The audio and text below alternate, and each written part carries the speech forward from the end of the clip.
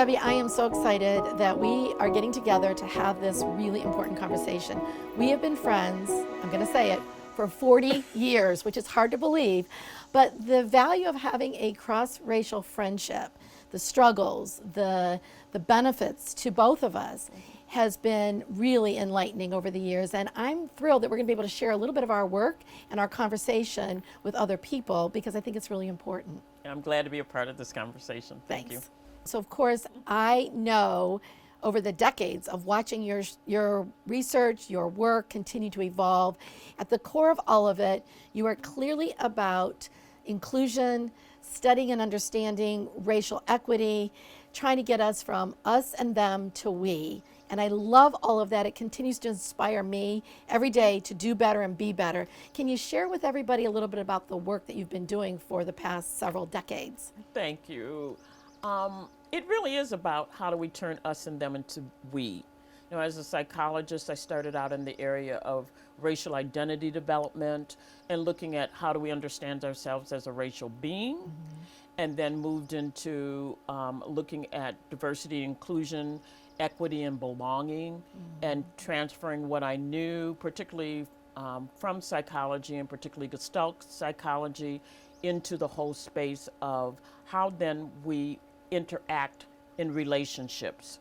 You know, so I look at it from a relational model. I look at differences from a relational model of how do we manage the dynamics of differences. Well, and I'm glad that you mentioned that because I think as psychologists, we do have a different lens Absolutely. to look at these really difficult issues around all of the isms and how our brain hijacks us and takes shortcuts. And so I'm thrilled that we're going to be able to share a little bit as psychologists through that lens on these really important topics. Absolutely. Yeah, so let's get into it. We have been friends and psychologists for such a long time. And through this time, I've been really impressed about your work. There's been a host of things and accomplishments that you've had, but especially the work today on women's issues, and particularly how they can put their big girl shoes on. I love that. And I am struck as someone who's in the space of racial equity and race, working towards race relations.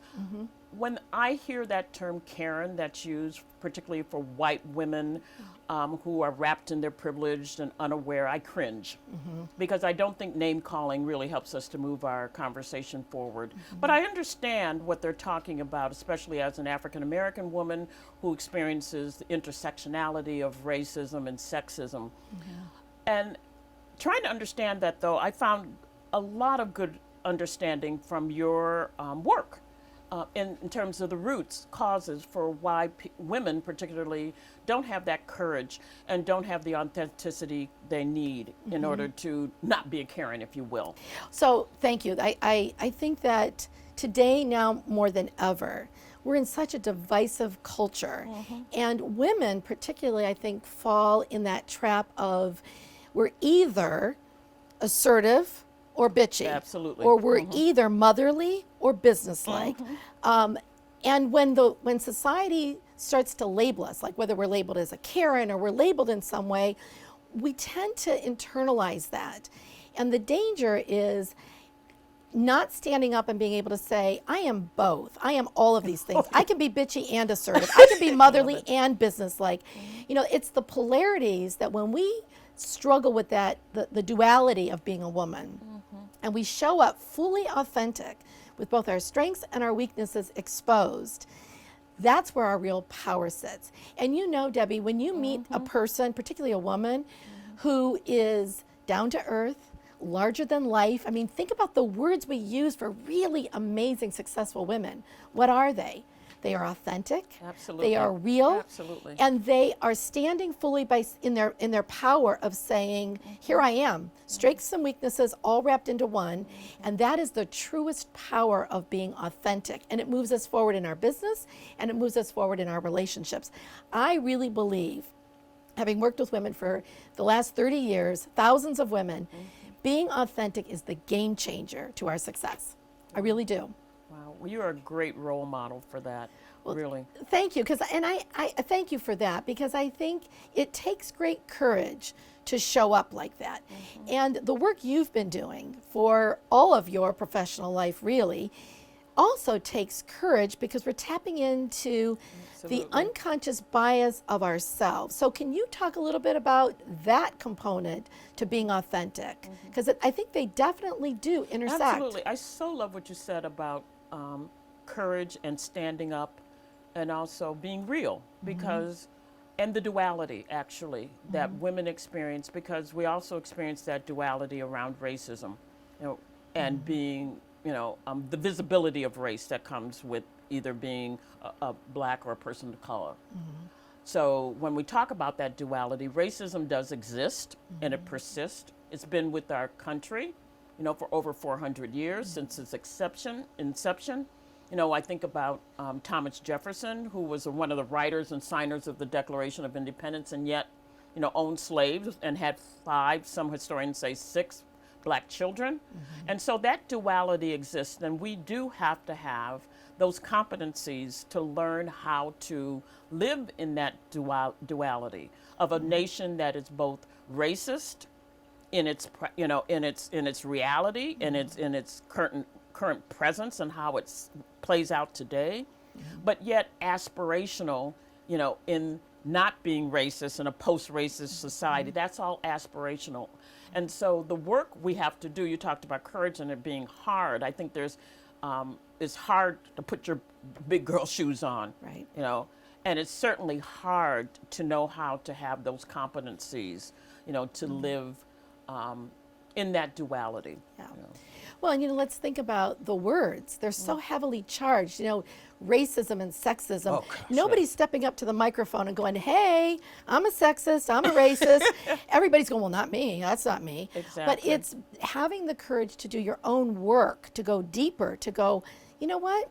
I think I do have some racial bias. I think I do have some gender bias. Absolutely. Why am I reacting this way?" Doing that introspective self-work, I think, is so important, and particularly for women, because I think sometimes if we don't step into that, other people are going to define it for us. Absolutely. And if you follow where the power is, we still know that there's a power differential in work, Yeah. in business, in industry, and sometimes even in our homes, where there's still, everybody wants to say it's equal, but there's still a subtle component of it's not quite there yet. And I think the same holds true with racist beliefs. Absolutely. I get excited about the discovery process that people are having right now about race.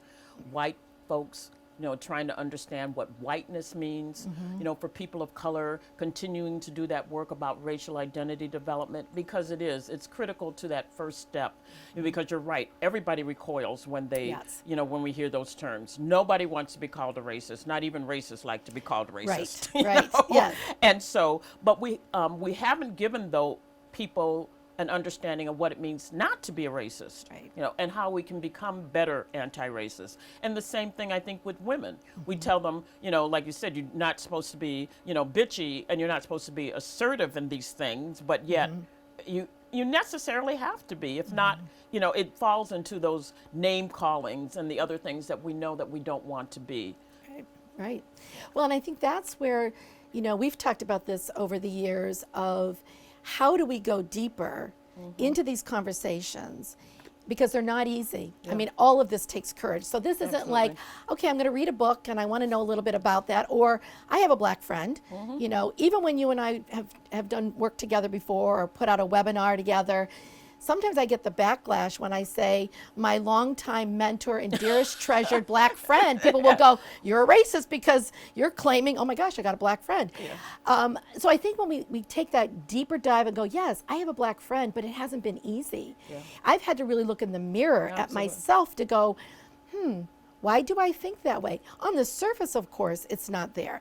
But like any ism, we have to go to that deeper level, or we risk becoming an imposter in our own lives. Absolutely. I'm hoping that we get to the time when having, quote, a black friend, that a black is an identifier and a woman is an identifier. We don't have all those social loadings that are there, because you're right. I love that. Yeah, it does take a lot of work to unpack those social loadings and put them in a way that helps us to be real and authentic.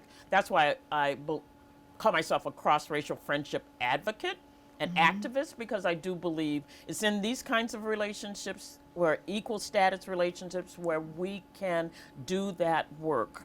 The trust is there so that we can have that sure path to healing this ever widening racial divide that's affecting the quality of all of our lives. Well, and I'm glad you said that, because I think for many people it can be, okay, yeah, there's that racist stuff, but it doesn't really affect my life. And yeah, there's those sexist things, but you know, at the core, if I'm being really honest, I'm a man, and it doesn't really permeate my world.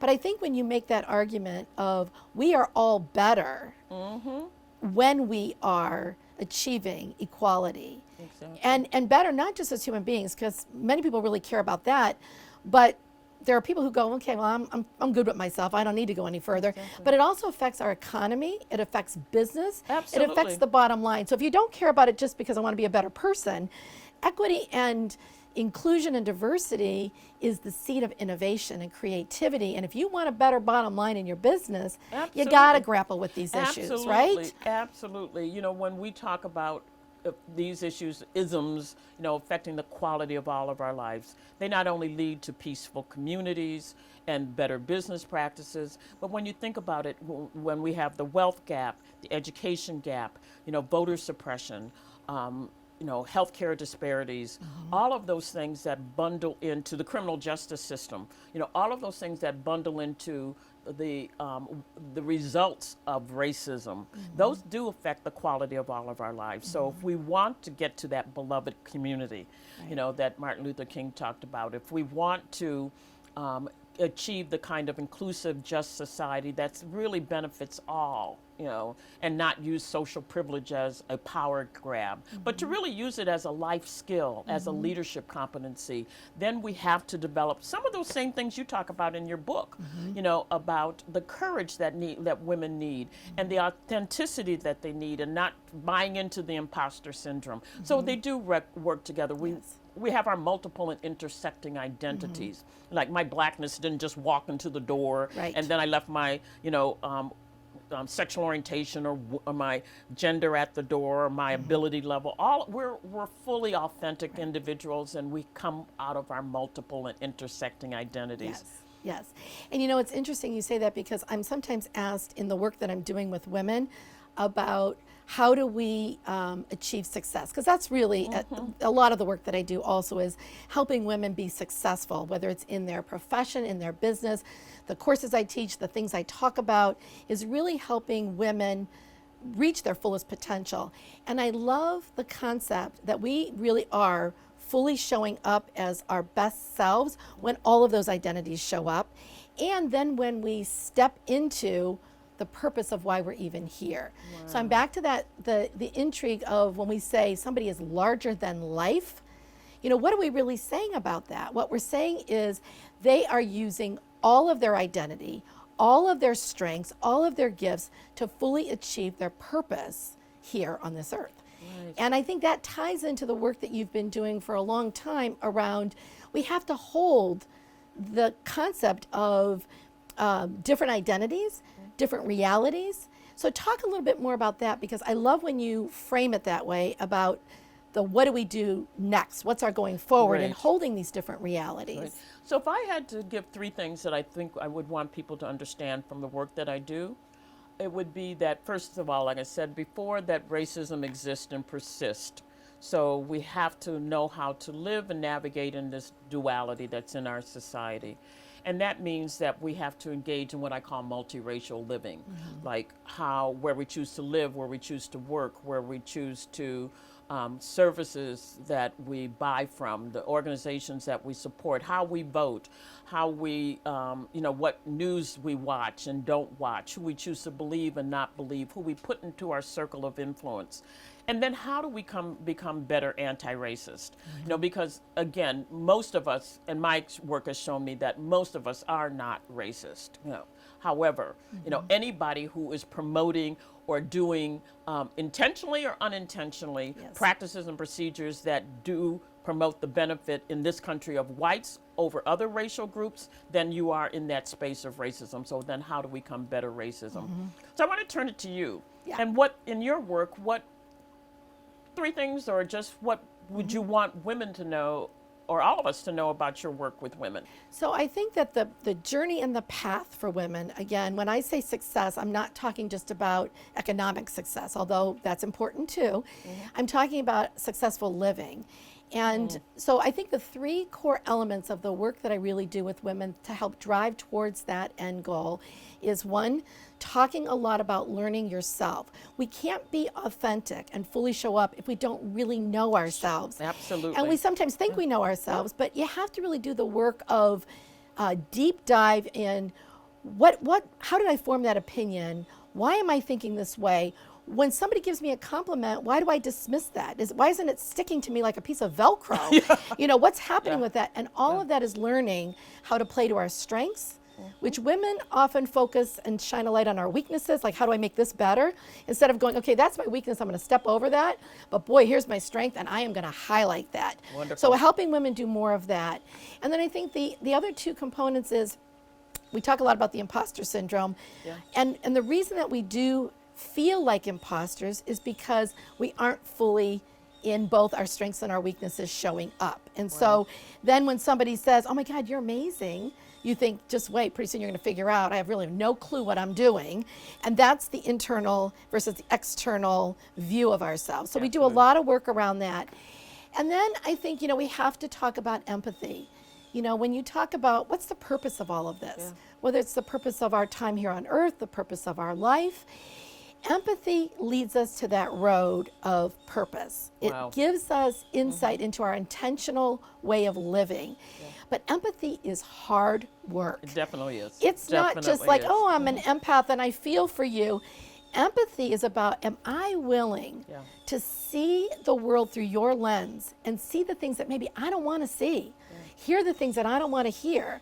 But if I have the courage to step for even a moment into your shoes, see the world through your lens, not only is the world a better place, but I become a better participant in our shared humanity. And when that happens to women, it's phenomenal. It's like an explosion. I love it because that's what happens in cross-racial friendships. I've talked about empathy there too, because that's what multiracial living does. And when you're in that cross-racial friendship, it's like a living laboratory, I always say, because I get a taste of your world, you get a taste of my world, and then we can see where our concentric circles meet. Yeah, I love it. I love it. Well, this has been awesome. It's a rich topic, and I'm so happy that we had this opportunity to be together to share wisdom and information for others to benefit from the work that we're both doing. So thank you again for being here. Thank you. The conversation continues.